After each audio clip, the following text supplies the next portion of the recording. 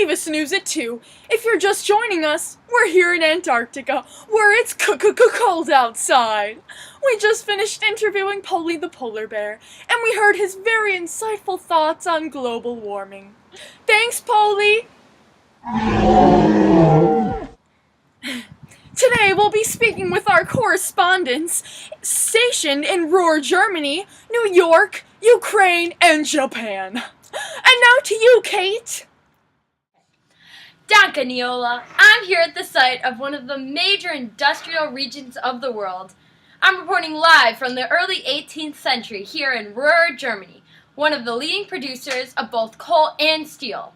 From this industrial region came the European coal and steel community, which initiated the experiments with European integration.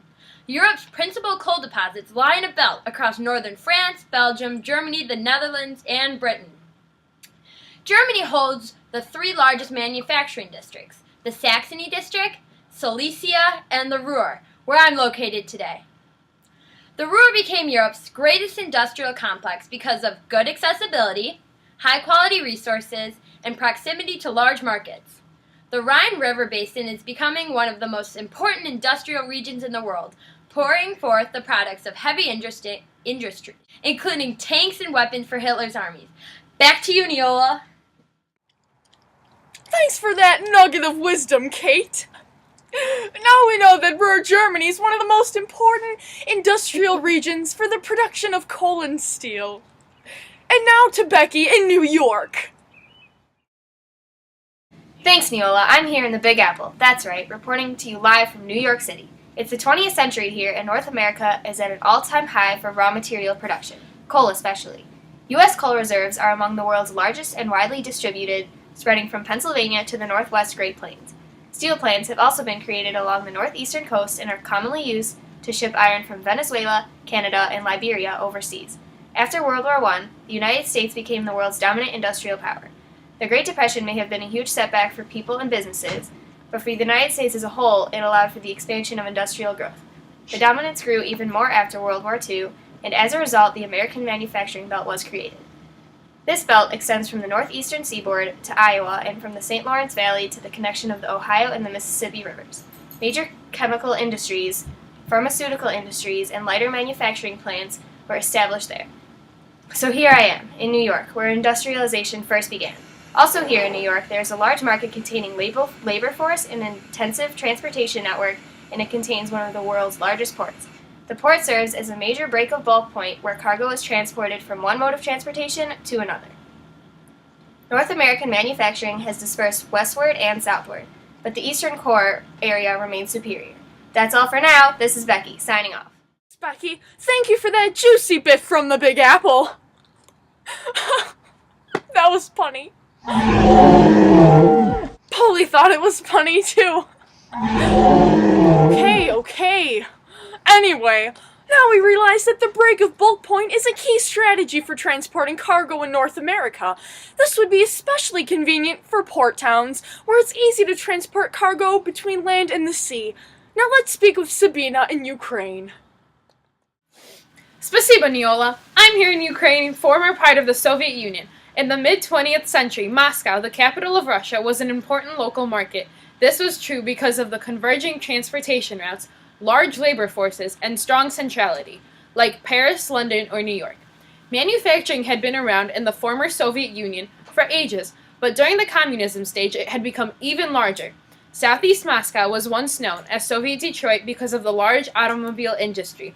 Some major raw materials that the Soviet Union had were iron, copper, nickel, coal, and timber. St. Petersburg is Soviet Union's oldest manufacturing center. There was major development in the mid-1930s because they started to have more accessible raw materials and easy transportation.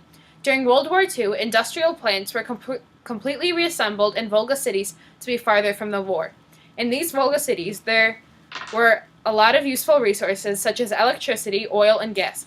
So here I am where the Ukraine manufacturing belt took place. After World War II, the Soviet Union used Ukraine's rich resources to become an industrial power. Ukraine produced as much as 90% of all coal mined in the Soviet Union. In the end, the Soviet Union grew into one of the world's largest manufacturers of the mid-20th century. That's it for me. Thanks, Nijole. Glad you could enlighten us with that pensive information. Focus cities sure are important. Now to Kristen. Arigato, Nijole. I'm in Japan and it is tiny, at only 1/25th the size of the US. But how is it that this small state is a major industrial region? Well, here I am in the Kanto Plain, which is the dominant manufacturing belt in Japan, containing the Tokyo, Yokohama, and Kawasaki metropolitan areas. Back in 1866 through 1869, reformers and British experts helped to make Japan more industry-based by moving its capital to the coast, organizing its armed forces, and eventually creating colonies. Soon after, raw materials were flown to Japan for manufacturing.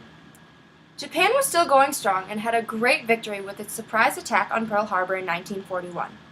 However, the destruction of two major Japanese cities, Hiroshima and Nagasaki, brought the Japan economy down into ruins, and the U.S. has control of Japan by 1945. But even after all of this, Japan has made its way back up to the second largest economy in the world. Now, let's talk about where I am right now. The Kanto Plain is in eastern Japan, and by the mid-1900s, it produced about 20% of Japan's total output. There is another industrial region in Japan known as the Kansai District, containing Kobe, Kyoto, and Osaka Triangle, located on the edge of the Seto Island Sea, and it is in competition with the Kanto area. The Kansai District includes steel mills, chemical industry, automobile manufacturing, shipbuilding, textile factories, and much, much more. Raw materials were shipped here throughout the 19th century. So, all in all, Japan has lost its colonial power after World War II, but it still continues strong as one of the leading manufacturers today. That wraps us up over here. Back to you, Nijole. Wow, thanks for that insightful knowledge, Kristen. You know, I heard that the Kanto Plain holds almost 1/3 of the Japanese population.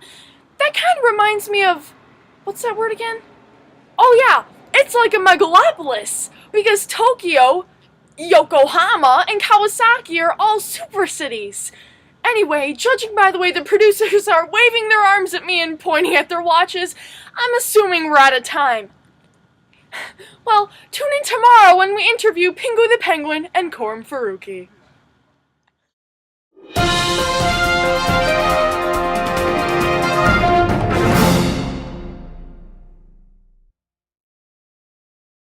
Just in rural Germany. And we heard his very insightful views on polar warming. Did I really just say polar warming? I meant global warming. Right at the camera.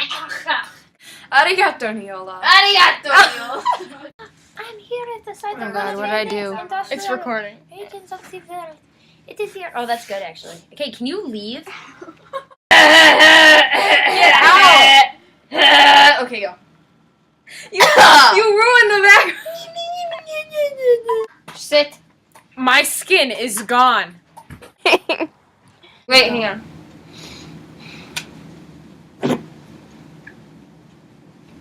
This needs to send first. Message send, oh yeah. Kanto area.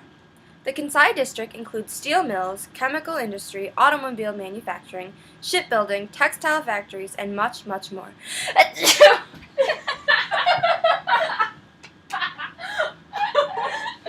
I was like holding it in the whole time.